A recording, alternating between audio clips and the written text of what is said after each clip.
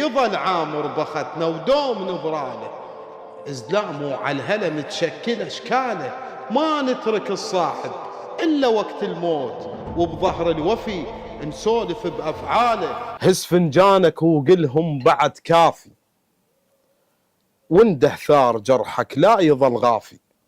قلهم لولا صوت الكرسي ما تشوفون، وبد كل قيمة ما تظل لكم خلافي. أمد عيني على عينه وما ألوح الراع، يخلص طول عيني وطوله ما خافي. أنا اليوم يشيع للقبر عريس، والوني تبدى بهزة شفافي. توابيت ايش كثر شايل على الشتفين، لحد ما خلفن نيشان بشتافي. هذه حلقتنا اليوم من شهر رمضان المبارك، تحديدا من مضارب قبيلة جبور، من برنامج هالعراق. نستضيف اليوم الشيخ كرار الجبوري. حياك الله شيخنا. حياك الله وحيا الله أصلك الطيب، حيا الله كادرك المتمثل بأخونا الطيب، وحياكم الله وشرفتونا. انت شرف، رمضان مبارك عليك، علينا وعليكم وعلى عمامك وعلى جبور بصورة عامة، وعلى العراق من الشمال إلى الجنوب. اللهم يحفظ العراق إن شاء الله عام. آمين رب العالمين. شيخنا احنا دائما نقول جبور ملح الأرض. نعم. هسه هاي ملح الأرض ما جت عن فراغ، أكيد انتم مملوحين بكل شيء. رحمة الله على والفضل لله اليوم جبور ممتدة من الموصل إلى الجنوب، بالوطن العربي كله. الوطن العربي طبعا. شيخنا الجليل، أريد تحدثني عن نخوة جبور، وشلون بدت هاي النخوة؟ حياك الله وألف هلا. طبعا احنا عامة جبور نخوتنا اخوة هدلة. والنعم. هدلة ما اجت عن فراغ، تدري كثر العزوبية والصواني تهدلت اشتافه. نعم. فمشت علينا احنا اخوة هدلة، وهذا ما اجت عن فراغ. يعني تعرف العزوبية جسارة هي، نعم. مو شجاعة. واحد وشجاعة. نعم. هسه انا افرض لك فد مثل، اجيب لك على امتداد عمامي وشلون بدت العزوبية عندهم. طبعا احنا امتدادنا تعرف انت. نعم. ومسامعك الكريمة. نعم. الناس كلها تعرف احنا امتدادنا من اليمن. نعم. سكننا بالجزيرة العربية، ومن بعدها امتدينا بالموصل، صار مرحالنا بالموصل، وامتدت هاي القبيلة من الموصل بعد إلى محافظات كركوك، ديال، أنبار، كذا. احنا حتى بالفرات الأوسط، عندنا بالجنوب، عندنا بالأهواز، عندنا يعني كل عشيرة فد بمنطقة. وتعرف على مسامعك أنا أكثر الإعلام، أنا مرات أتحدث الإنسان لا يأخذ تعب غيره واسم غيره. أها. هسه أنا من تجي تتحدث علي شيخي معروف بالفرات الأوسط، لكن إذا تجي على رئيس العام بالمصطلح شيخ القبيلة العام، نعم، أنا أرفض كلمة أمير. نعم. تعرف إحنا أميرنا بس علي بن أبي طالب. السلام عليك يا سيدي ومولاي يا أبا الحسن يا علي. نواف بن عبد العزيز المسلط. والنعم. هذا أمير رئيس عشائر جبور عامة، ومن سكنة الجزيرة العربية بسوريا، وأهله ومضايفهم موجودة. نعم. تجي على الموصل في بيت العبد ربه، ذولا رؤساء. نعم. يعني تجي بيت الوقاع، تجي عشائر كثيرة. أها. يعني كل محافظة امتازت بشيوخها وكبارها وقاماتها. يعني كل مكان إلى رئيس وإلى. أنا أستمع يعني مرات الإعلام. نعم. الإعلام هم مرات يظلم أحد. إحنا عندنا شخص من عمامنا اسمه هواش الجميل. أها. هذا الإعلام كلش ظالمه. هواش الجميل راح الدار حقه، الرحمة والمغفرة الروح. ما كثر ختم قبل سيارات ما حد يمتلك السيارة. أها. عنده شوفر ليت 66 هذا القديم، ما كثر خدم العالم بيها سموها سفينة الله. الله. سيلوه يوم بليهم قالوا له هواش. طبعا عمامه موجودين هسه لا يزال هنا عندنا هسه ببغداد. قالوا له هواش ليش انت؟ قال لهم انا ما اخلي عروبيتي تبات بالشارع. أها. شوف هذا هواش رئيس ورؤساء جبور، وتقدر عليه تقول شيخ عام. يعني هم ذولا من الملحم. والنعم. والملحم تعرف تاريخهم مو مو جديد، تاريخ قديم ومعروف وتاريخ له وضحى. فدائما الاعلام ما يسلط يعني مع الاسف. هسه نواف عبد العزيز المسلط يمكن ابوه زار العراق بال 77 وهو زار العراق بال 2018. اها يعني ثبت وجود. ليش؟ حتى الاجيال تكتب عن هذه الشخصيه. انا مو انتقاصا، حتى اذا ما ملتقي به، مو انتقاصا بشخصيته، لكن هذا حقه. اها هذا رئيس القبيله حقه. ليش؟ لان هذا رئيس القبيله. انا كثير اعيدها مره وثانيه وثالثه، يطلع هو رئيس عشيره، مع احتراماتي له، رئيس عشيره قال انا زعيم القبيله. مو صحيح. اها هسه تجي هنا احنا بالعراق عندنا تجي على شيخ مهدي بن منفي الدبي، والنعم هذا شيخ عشائر الواوي، وتدرون الواوي ممتده بالموصل الواوي، والنعم. عمام العلي، بالبصره، بالعماره، بالديوانيه، بالحله، بالقاسم، هاي كلها ممتده. تبدي نعم. من هناك اخوتنا الديوانيه عمامنا المهادي والنعم. اللي هم برئاسه تكليف شيخ تكليف الدانا الله يرحمه، رحمه الله على روح شيخ تكليف. يتريس 12 عشيره عندنا بالفرات. يعني المفروض كل رئيس عشيره ينذكر العشائر اللي يرأسها. هسه تكليف رحمه الله على روحه لو ما خادم هاي الناس ما يشيح هذا التشييع. تجي على منفي، الله شاهد الله شاهد الله شاهد، منفي مات وما عنده سياره، مات وما عنده سياره. يعني افهم من كلامك اليوم جبور بصوره عامه من الموصل وصولا للفرات الاوسط. نعم. جبور خسرت شيخ تكليف؟ طبعا خساره كبيره. شيخ تكليف وشيخ منفي يعني خسر التاريخ. ها خسر التاريخ، يعني خسر منفي وخسر تكليف. منفي خساره كبيره، يعني هدمه كبيره قبل تكليف الله يرحمه. نعم. وهسه تكليف، لان هاي الشخصيتين خدمه العالم يعني دموم وقفوا. زين، طالما ذكرنا الشيخ رحمه الله عليه، شيخ تكليف وشيخ منفي، من هم القامات والرؤساء بداخل جبور؟ تذكر لي اسماء. اي تجي هسه احنا اجي لك على المهادي. نعم. تبدي عندهم عشائر، يعني البلقوز، نعم. حديان، الصفران، نعم. آل بقريوه، نعم. اللحافات. نعم. يعني هذول رؤساء تبدي عد المهادي. نعم. وآل واوي رؤساتها هم معروفه، يعني بغداد، خارج بغداد، بالفرات اللي مثبتين، واللي مثبتهم مهدي المنفي.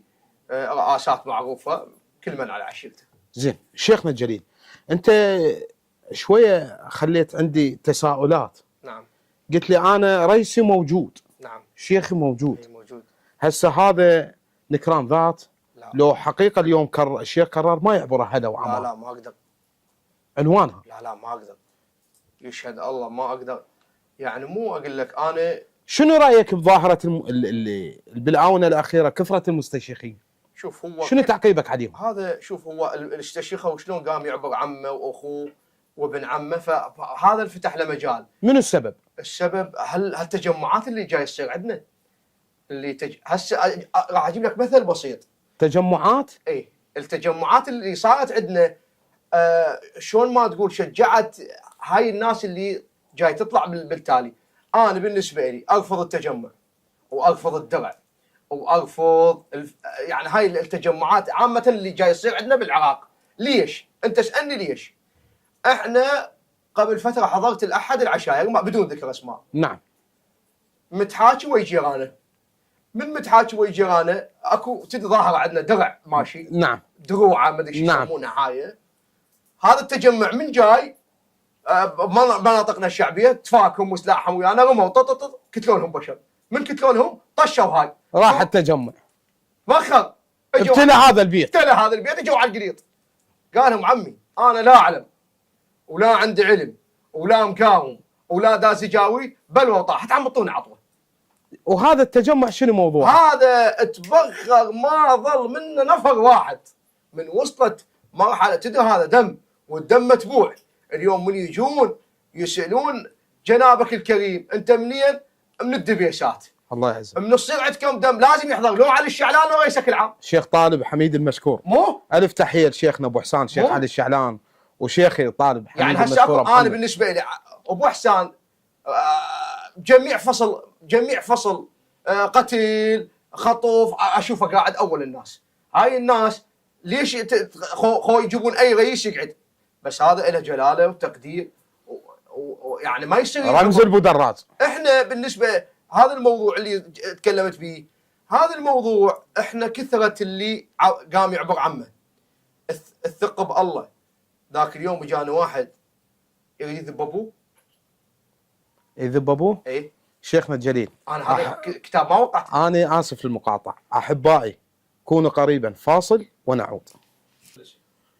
يا حياكم الله، عدنا من الفاصل، واليوم الحكي مملوح. ادهنا وناسنا وعمامنا وخواننا قبيله جبور العريقه المحترمه بضيافه الشيخ كرار الجبوري. شيخنا قبل الفاصل ذكرت لي موضوع، تقول اجى واحد يريد يذب ابوه بسند. انا على هذا الموضوع اريد ابقى به. نعم. انت شنو رايك بظاهره بالاونه الاخيره البروه، كثره البروات؟ هاي ظاهره مو صحيحه. وين سببها بيمن؟ شوف، احنا قبل فتره صار موضوع الله يكفيك الشر دم. نعم. مع احد العشائر، وجبيلهم وصلت يعني بنتهو. قال لهم انا هذا الشخص ما تابع لي. قالوا له شلون ما تابع لك؟ واحنا قبل فتره شفنا وياك. قال لهم مو احنا تجمع. قال له عمي شنو تجمع؟ انت قبل فتره ماخذ له فصل، شنو التجمع؟ قال لهم ها والله انا ذاب ببروه. قوم جيب لك كتاب وسوي له تاريخ قديم وعود انا ذابه. كذا ببروه وتاخذ له فصل. شوف هاي الظاهره، وعندنا ظاهره اخرى، حاط سنده بجيبه. ايه؟ من تجي المشكله طلع سنده، ومن تجي الطلابه له قاعد اخذ له فصل. يعني هاي ظاهره ما تخلص عندنا، ما تخلص. زين انا شيخنا الجليل شلون نتخلص منها؟ يعني هذه الظاهره لازم يصير تعاون من وزاره الداخليه. يصير انا جايك. اي تعاون من مكتب شؤون العشائر في وزاره الداخليه. في وزاره الداخليه. اليوم شلون تقيم اداء مكتب شؤون العشائر بوزاره الداخليه؟ والله اداء يعني نشاطات قويه وما مقصرين ويا المواطنين، ومكتب رئيس وزراء مفتوح والمستشارين مفتوح. يعني لا ننسى بالذكر حتى محمد بن عباس العربي مكتبه مفتوح ايش وقت ما تريد للطلايب للنزاعات. بس هي تدري احنا بالاونه الاخيره نعم طلايبنا عبرت الحدود، يعني كثرت عبرت الحدود. زين هسه هاي النقطه. عندنا نقطه ثانيه اشوف بيها حل، انه اذا الشيوخ اتفقوا وراحوا المكتب شؤون العشائر بوزاره الداخليه. نعم. شيخ عام. نعم. بويا انا الشيخ فلان ابن فلان ابن فلان، انا شيخ عام قبيله الفلانيه. نعم. عندي بداخل القبيله رؤساء. نعم. مو لا كل من حمولته، هذا اسمه وهاي اسم الرئاسات العدي. نعم. ورا ذولي يا اللي يطلع يقول انا الشيخ اعتقلوه. هسه اليوم المستشيخ هو اتحاد صفه لو لا؟ طبعا. اذا الذنب شلون نقدر نعالجه؟ نعالجه من خلال رئيس القبيله يتعاون ويا مكتب مع وزاره الداخليه. ها زين، اذا مكتب شؤون العشائر وزاره الداخليه ما لقت هذا التعاون، من حقها تعتقل ذول؟ من حقها يعني القرار خاص بها لو يعود الى رئيس القضاة؟ لا لازم يتشرع به قانون. لازم يتشرع به قانون من الاستاذ فاروق زيدان. مو لازم يعني هاي من خلالك ومن خلال قبيله جبور هذا المضيف المحترم والعمره خلينا نقول. واحد قالوا له انت ايش قد عمرك؟ قال له 3000 سنه. قال له شنو ابوي انت؟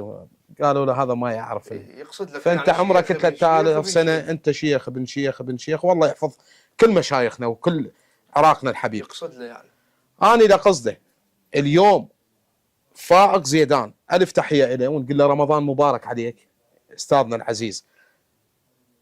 شويه العالم جاي تتاذى، المجتمع العشائر بصوره خاصه والمجتمع العراقي بصوره عامه. انت تحث انه يتشرع قانون باتحال صفه الشيخ؟ يشرع قانون هو اللي يقضى على الدقه العشائريه، ما يقدر يقضى على هذا. ها احنا هسه ظاهره الدقه العشائريه مو كثرت عندنا بالاونه الاخيره، انه قدروا ينهون هذا الامر بعد ما صدرت مذكرات قبض 4 ارهاب، الامر بدا يخف للنازل، بدات الاحكام تتنفذ. نعم. فبدا الامر يستمر بالنازل. كذلك هذا الامر يقدر هم نفس الحاله عن طريق مثلا يخلي مستشارين بالمناطق، وكلاء، نعم. مثل ما تسميهم. نعم. اول تركيزه، وانا ذاك اليوم سمعت خطاب الوزير الداخليه يؤكد على التجمعات والدروعه. هذه في الدرجه الاولى لازم تفكك، تنتهي، لان هذا سببت احراجات لشيخ العشيره والرؤساء الافخاذ والبيوت نفسها. هسه تجي للبيوت مثلا، تجي واحد صاحب حكمه صاحب عقل يرفض هذا الامر، وطلع له ابن اخوه او ابن عمه، والله انت مالك شغل، احنا نرمي، احنا تجمع، احنا ما ادري شلون. اكو ناس ترفض هذا الامر. نعم. بس تدري من تتم التجمعات راح يصير شيء غصبا عليك. ويولد الخطا. هذا الشيء يولد الخطا. نعم. احنا اذا انسان بيتلعه وبيكفايه ويطلع يقضي عتبات، والله هذا ينحط على العين وعلى راس. هو يصلح لك هسه خير وابن جواد احسن من الشيخ، اداء احسن من الشيخ. مو يعني انت تتضامن اليوم بداخل العشيره او القبيله يصح بنوبات عندنا خير قضاي عتبه وقضاي عتبه. يمكن حتى شيخه ينتعش يقول موجود فلان روحوا له. يعني هسه احنا عندنا واحد بعمامنا بدون ذكر اسماء، شو وقت ما تجي تخابره طالع. يعني هسه يجوز احنا مرات بالليل، انا وقت راحتي مرات اقفل تليفوناتي من التعب يعني. نعم. وهذا الخير شو وقت ما تخابره هو يقضي حوائج الناس. تدري اكو مرات قضيه يحتاج ابن الاجواد والخير في بدايتها لازم يحضر. نعم. حتى لا توصلنا للهلاك، توصلنا للبر الامان. نعم. تدري مرات من يحضر الخير او الشيخ راح يطفي من هذه الفتنه، تطفى. نعم. اذا ظل على الناس اللي متهوره او الشباب، مرات تؤديك الى الهلاك. يعني شيخنا انا افهم من كلامك اليوم اذا شرع قانون، نعم، من رئيس القضاة الاستاذ فاغ زيدان، الف تحيه له ورمضان مبارك عليه، وبالتعاون مع دولة رئيس الوزراء ومع معالي وزير الداخلية المحترم الاستاذ عبد الامير الشمري، وفككنا الدروعة والتجمعات وظاهرة المستشيخين. هنا برأيك راح نقلل من الشوائب والمشاكل؟ طبعا تقل، راح تكون سيطرة حقيقية. بس انا راح اضرب لك فد مثل. نعم.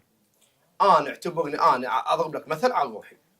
انا اليوم متخارب ويا اهلي ويا عمامي ويا ناسي، وما عندي كلام التزام لا ويا شيخ ولا ويا رئيس ولا ويا اي شخص، وباكر صارت عده طلابه. هساني باكر صارت عده طلابه، راح نتجه وين؟ بالقانون. بالدرجه الثانيه القانون. راح نتجه للمجاميع. اي هاي للاسف. هسه القانون لو تتجه له افضل، بس انا ما راح تحصن نفسك وتحصن عمامك. بس ما راح انتجه. انا رجال يعني ما عندي التزامات وما حد يصيح علي وما حد يردني. راح انتجه للدروعه او التجمعات. ما راح انتجه للدروعه، هم ما يفزعوا لك ببلاش. هم بقيات. اي طبعا راح يفزع لك بماده. كان نخوه وين؟ ماكو نخوه. هاي بس تسميها، هاي مبطن، هاي تجاره مبطنه. هذه تجاره مبطنه. زين هي الغايه منها شنو؟ الغايه منها يجون يستعرضون امام المقابل، يهددونه، يرعبونه، يرمونه، يصوبونه، ياخذون الفصل يتقاسمون به وكر الله. هسه من يستعرضون امام المقابل، يعني مثلا ما طاحوا لهم بواحد من المقابل يعرفون بمن يندقون. مو كل انسان لحمه ما يعرفون. لا. هم مو كل انسان لحمه يلاج. هو هاي قصده. اكو انسان لحمه مر. مو؟ نعم. اكو انسان ما يقدر ينام على عيلته. هسه اليوم اللي يدق الباب يلقى الجواب. مو؟ نعم. فمو كل انسان يقدرون يندقون به، هم يعرفون عليه من يروحون. احنا هذا الوضع اللي جاي انا اعتبره ابتزاز. هذا ابتزاز ومبطن. هذا ابتزاز، لان انت اليوم جاي تجي ترعب لك عائله او تربك لك عائله. صح. اكو مجبور يدفع. نعم. مو؟ نعم. اكو مجبور يدفع في سبيل يحل قضيته. صح. بس اكو ناس لا والله ما يلوي لها ذراع وتؤدي الى صوابات ولا حرق ولا قتل ولا الى اخره. بس احنا بالاونه الاخيره تدري النشاطات الحكوميه قوت، يعني احنا مع القانون. نعم. القانون قوي ان شاء الله. نعم. بس قوه شلون؟ قامت الجريمه اللي تصير يلاحقونها. قبل لا، يعني تعرف احنا بوضع كنا وضع مأساوي. نعم. مرت علينا فتره 14 وغيرها، وضع مأساوي صار عندنا بالعراق. نعم. فهسه بالوقت الحالي الدقه تتبع القتل، نعم. الخطف، السرقه. نعم. يعني الكاميرات عندها تفعلت صح. قبل ما متفعله. نعم. يعني وهسه انا قبل فتره هم قالوا اكو سيارات ذكيه راح تطب للعراق. نعم. تكشف المطلوبين. والله هذا شيء فخر، واحنا نريد شو نريد بلدنا للامان. يعني نريد السياح يطبونا، نريد البلد يوصل في احسن الوضعيه، وان شاء الله احنا في احسن الوضعيه. زين شيخنا الجليل، انت اليوم كل ما تنطق به درر، واسال الله يوفقك. الله يحفظك. اليوم كل انسان شريف امثال حضرتك الله يحفظك. كل همه بلده أكيد. والمصلحه العامه، هذا نمتال لنا بالبنان. الله يحفظك. الله شاهد. شيخنا الجليل، اكو ظاهره اريد اسالك عليها، وهي حق مشروع. الرحمه والمغفره الى جميع شهداء العراق اللي ضحوا بالغالي والنفيس من اجلي واجلك. اكيد. وتركوا اطفال ورملوا نسوان وتركوا اب وام واخ مكسور. اليوم شفنا بهذا رمضان الاعلام سلط الضوء والفن العراقي على شخصيه النقيب حارث السوداني. الف رحمه على روح. انت اليوم هاي انتم كشيوخ جبور بيها ضباط واستشهدوا، اكيد. بيها مقاتلين واستشهدوا. اكيد. هنا اليوم اريد منك شنو مطلبك من دائره السينما والمسرح ومن الامانه العامه لرئاسه الوزراء وبخصوص الشهداء. استاذ، احنا كل انسان، كل عشيره، هو مو كل انسان، وكل رئيس عشيره يفتخر بشهدائه. نعم. شوف هسه احنا الانسان يتباهى بزلمه، احنا عندنا امراه اميه جباره، اخت خميس جباره، والنعم. تفتخر بها كل جبور. والنعم. مرأة وقاتلت على قاحها وشرفها وعرفها. والنعم. امرأة مو زلمة. نعم. امرأة. الزلمة ينقتل ويموت عادي، بس هاي هي نفس المرأة اللي نقول عليها بألف زلمة؟ هي هاي مرأة. الله شاهد. هذول بيت جبارة عقاله راس، خميس جبارة وجاسم جبارة، هذول اختهم. المفروض التاريخ ما ينساه، لان هذه ماتت، استشهدت، مو ماتت مظلومة. والله سبحانه وتعالى يقول انه باب الجهاد فتح الله لخاصة اوليائه، وهم ذولا خاصة اوليائه. الله. هاي استشهدت رافعة راسها وراس جبور طبعا، وراس العراق عام. طبعا مو لولا. طبعا. يعني انت اليوم تحث انه مثل هكذا اعمال تجسد هاي الشخصيات اللي ضحوا بالغالي والنفيس لاجل هذا البلد، انه لا بس نسلط الضوء عليها من مضايفنا ومن فن العراقي ومن شعرائنا ومن رسامينا ومن حتى مؤسسة الشهداء. استاذ، انا مو هذا 1%. نعم. راح اجيب لك مثال بسيط على عمامنا الضلوعيه. نعم. عمامنا الضلوعيه ما كثر قاتلوا واستشهدوا وقاموا يدفنون الشهيد ببيته. اكو انسان يدفن الشهيد ببيته؟ الله. قام يدفن الشهيد ببيته. نعم. والله معركه وحده تطول من 300 الى 500 شخص وما هدوا قاحهم، وذولا موجودين مدفونين بالضلوعيه دفنه وحده صفه. وذولا يفتخر، المفروض العراق كله يفتخر بيهم، لان هذا شهيد، والشهيد ذولا الشهداء احباب الله. مع الاسف ما شفت اي اعلام سلط الضوء عليهم. بينما الشهيد يرفع له العقال. اكيد. مو لولا. اكيد. انا من بخت هذا المضيف وبخت جبور اطالب عمامنا جبور وحضرتك انه نقف نقرا ثواب سوره الفاتحه الى ترحما الى ارواح شهداء العراق جميعا. شيخنا الجليل، الرحمه والمغفره لجميع الشهداء، والله يحفظك ويجعلك ديمومه لعمامك واهلك، والله يحفظ كل خواننا وعمامنا جبور. الله يحفظك. شيخنا الجليل، اكو ظاهره.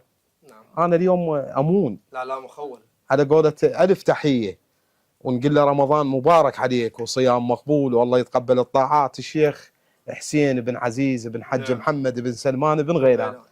قلت له شيخ انا بعد عندي هم سؤال، قال انت اليوم لا تخليهن كلهن يسالني اياها. انت هم لا تخليه. رحمه الله على والد. ظاهره كثرت عندنا، لكن اخذوا الجانب السلبي به مو الايجابي. ظاهره التصوير داخل الفصول، برايك هو اليوم صار ملزم الشيخ من يحضر فصل بو يحضروا لي تصوير؟ لا مو ملزم.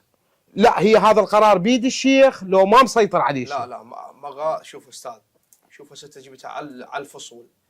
احنا اصبحت اليوم عندنا يوتيوبريه. ايه. وتعرف ذوله القنوات والبيجات ذول اللي ينشرون. مثلا اجى صور الشيخ مثلا قال فصلي، خلينا نقول احنا عندنا صارت فصول. نعم. فصلي 3 مليارات، احنا ال 3 مليارات نوخذن، قصوا هذا المقطع ونشروه. طبعا هو هذا الفصل اللي انطلب به 3 مليارات ما حد يعرف شنو نهايته وش قد انشدت الرايه وعواقبه اللي صار واذيته على اهل الناس. هذا الفصل اللي انطلب به مليارين، انا طبعا يمكن مو اقول لك متعمق به، لا ازيد من هذا قتل 3 اشخاص. نعم. مع اخوتنا بني اسد. نعم. وقبيله الزرفات. نعم. فصل طلبوا به مليارين وانتهى ب 400 مليون. مليارين وانتهى ب 400.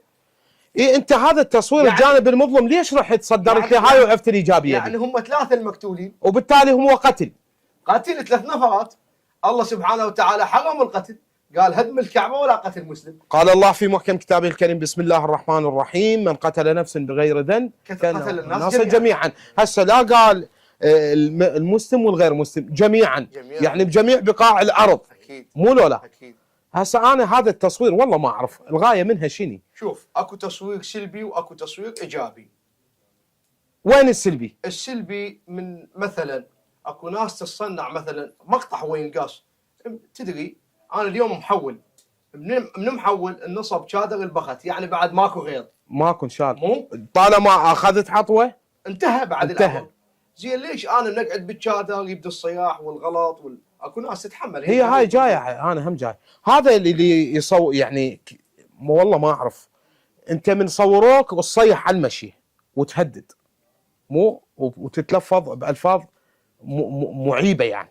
اولا مضايفنا مضايف حكمه، مضايف بخت، مضايف مروءه، مضايف عقل. انت تصيح وتشتم وصوروك والنوب انت تنشر نفسك. شوف استاذ، هذا اللي يحس نقص بس بشخصيته يكملها بهذا الموضوع. انا متاكد من هذا الامر. احنا يوم من الايام صار فصل بيننا وبين البعيل اخوتنا. الف تحيه للبعيل. قعد كريم بالفانوس ابو ضياء والنعم يشهد الله ومحمد وعلي القعده ضخمه. يمكن مثل ما نتحاور انا وياك نتحاور انا وكريم فانوس وانتهى الفصل وقام ووصلته الى بر الامان. لا سمعنا حكايه ولا سمعت حكايه وانتهى الامر. ومركزيه واضحه. شوف هسه بالفصول اكو ناس متحفظه. ليش؟ مثلا انا قاعد وابن عمي مبغض يريد يخرب قاعده، قام من هناك وقام يصيح شتم غلط. اكو ناس ما تحمل هذا الحكي. انا ذاك اليوم شفت فصل السيد ابن رسول الله يقوم يصيح على المشيه وجيب لي اياه وودي لي اياه وما ادري شلون. زين اذا انت قدوتنا ابن رسول الله، نعم، انت مطفايتنا. احنا بالنسبه لنا ماكو مشيه فصل خطبه طلابه ملكه اذا مو سيد ابن رسول الله. نعم. لازم احنا نقتدي بيهم. نعم. لكن انا ضد هذا الامر. يعني اصيح على خير او ابن جواد. انا اليوم هذا الخير من جايني هذا متفضل. نعم. انا اقول لك متفضل. نعم. ليش؟ اولا باذر حياته وتعبه وبنزينه في سبيل شنو؟ ويجوز حتى عائلته ما يشوف. يستر هاي الناس. يعني مع الاسف هذا جاي نشوفه فئه قليله بالموضوع. انا صارت حادثه عندي. نعم. والدي الله يرحمه، الرحمه والمغفره لروحه. والده راح بطلابه ومات. انا لله وانا اليه راجعون. تكاتله واخوتنا بني مالك واخوتنا الطليبات. راح عند الطليبات مات. الله اكبر. وحق الاكبر راح يمشي جبناه ميت. نقلناه من الطلابه. والله سبحانه وتعالى هدت الطلابه وطفت ونهينا الامر كله. لا تحويله لا حول وعينه ولا فصل ولا شدت رايه ونهينا الموضوع. وكان بقتل نفرين. الله يرحمه برحمته الله الواسعه. يرحمه. يعني الرحمه والمغفره لروح والدك، رحمة الله ترى على كنا هاي النبذه الطيبه اليوم. رحمة الله على والديك. شيخنا الجليل، احنا دائما نحكي بالشرعيات، نعم. وقال المرجع والشرع قال وقال المرجع. انا اليوم اريد اسال سؤال، نعم. شو احنا قال المرجع وبالمضيف ما نلقى المرجع؟ شوف سؤالي وين؟ ظاهرة الفصول اللي صار بها مغالاة مبالغ بها، هاي الأرقام تجي تسأل زيد من الناس أو تسأل الشيخ الحقيقي، تقول له هاي الجلسة كانت عرفية لو شرعية؟ يقول لك والله عرفية. بويا شرعية؟ قال مع قل القلائل يلتزم بالشرع. أنتوا هنا الشرع ليش ما نافذ بالعرف؟ أستاذ خلنا أحكي لك إياها وعلى مسامعك الكلام. أي. إذا كانت الشرعية أغلى من العرفية يحطوا لك الشرعية، وإذا كانت يعني هيك هذا مستخدمينها فد وسيلة. هسه من نتحول بالقضاء والقدر. نعم. تجي إحنا عمامنا الفرات 15 تطيح مرات منهن 3 2 مرات حتى الخمسة تطيح، بس هي ثابتة 15. 15. تيجي للغربية 12 و600 يشيلوا لك انه بالاثنين ونص تطلع 10. انا ذاك اليوم فصلت 10. زين. تجي لاخوتنا هسه احنا ببغداد يقول لك احنا نمشي من تجي سرعه الدهس، والله احنا نمشي على المثقال. بيش اليوم 5 و300 وتوصل الدية 38 38 40 وصلت ذاك اليوم. زين هسه انت اخذت ديتك. انا ذاك اليوم بمشيه طلب ديته وقال ما اريد مصرفي. قالوا العم مصرفاني شو مات؟ قالوا لا ما انا صرفت فاتحه خسرت 10 ملايين. قالوا العم من عدد دية؟ اي والله. قالوا له عمي وين اكو هذا الحكي؟ قال لهم هذا العجي ما تنازل، يعجبكم يعجبكم ما يعجبكم ما تنازل. هسه انا جاي على هاي ما التنازل. أي. اليوم انا من قبلت وطيت عطوه أي. وحولت العرب وهاي الوجوه الطيبه القامات المحترمه امثال شيخ قرار المحترم. انا هسه من طيت عطوه بعد انا راح مني الغير غير كله انتهى واخذت ديتي. طبعا. وشنو الغايه منها؟ تعال اعطيني بدل تنازل خلت تنازل. والله هذا كنا نعاني منه. والنوب قلت لك مو انا يعني الحكي بيد مره ومن توصل الصدق جيب لي فلان مبلغ يلا تنازل.